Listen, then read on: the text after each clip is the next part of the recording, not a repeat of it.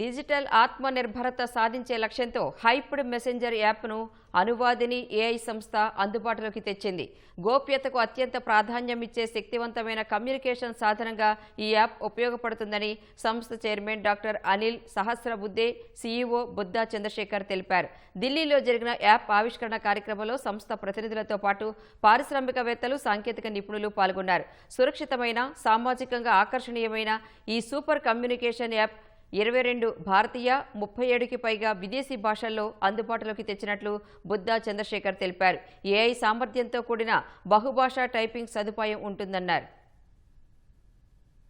పోటీ కాదు, వాట్సాప్ కన్నా ఇంకా అద్భుతమైన ఫీచర్స్ ఉన్నాయి అప్లికేషన్. హైప్డ్ సంవాదినిలో మీరు 1-to-1 చాట్ చేయగలరు, గ్రూప్ చాట్ చేయగలరు, ఆడియో కాల్ చేయగలరు, వీడియో కాల్ చేయగలరు. దాంతో పాటుగా మీరు ఆఫ్లైన్లో గేమ్స్ ఆడుకోగలరు, గిల్లీ దండ గేమ్ ఆడుకోగలరు, వైకుంఠపాల గేమ్ ఆడుకోగలరు, లూడో గేమ్ ఆడుకోగలరు. అద్భుతమైన దేశీ గేమ్స్ అన్నీ ఉన్నాయి. అందులో కూడా ఇంటర్నెట్ వాడకుండా కూడా వాడుకోగలరు. ఇంటర్నెట్ కూడా అవసరం లేదు మీకు. దాని అటువంటి ఫెసిలిటీస్ అన్ని దీనిలో ఇచ్చాం. అదేవిధంగా ఎవరైనా లాంగ్వేజ్ నేర్చుకోవాలనుకుంటే ఆ ఫెసిలిటీ కూడా దీనిలో ఉంది. ఇది ఒక సూపర్ యాప్.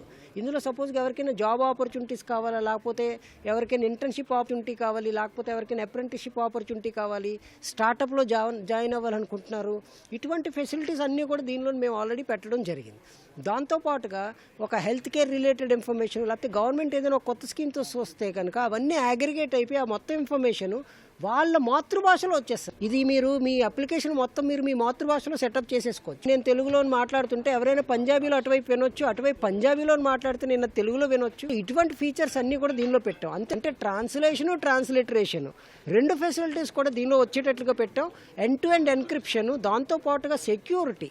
ఇది చాలా చాలా ఇంపార్టెంట్. ఎందుకంటే రీసెంట్గా సుప్రీంకోర్టు కూడా చెప్పింది ఏమని, 50,000 కోట్ల పైన సైబర్ ఫ్రాడ్ ఈ లాస్ట్ 1 yearలో జరిగింది. అంటే డిజిటల్ అరెస్ట్లు, సైబర్ ఫ్రాడ్లు ఇవన్నీ ఎలా జరుగుతున్నాయి? వాట్సాప్ త్రూ జరుగుతున్నాయి. ఈ రోజు వరకు వాట్సాప్ కానీ వేరే కమ్యూనికేషన్ అప్లికేషన్స్ ఏవి ఉన్నాయో మెసెంజింగ్ సిస్టమ్స్, అవి ఈ రోజు వరకు సిమ్ బైండింగ్ కానీ లేకపోతే డివైస్ బైండింగ్ అని చేయలేదు. కానీ ఇది ఫస్ట్ అప్లికేషన్ భారతదేశంలో సిమ్ బైండింగ్తో పాటుగా డివైస్ బైండింగ్ కూడా చేసాం. అంటే దీని అర్థం ఏంటంటే, కాంటాక్ట్ బుక్ ఉందో అందులోనూ ఒక వ్యక్తి లేడనుకోండి, ఆయన డైరెక్ట్గా మీకు కాల్ చేయలేడు అసలు.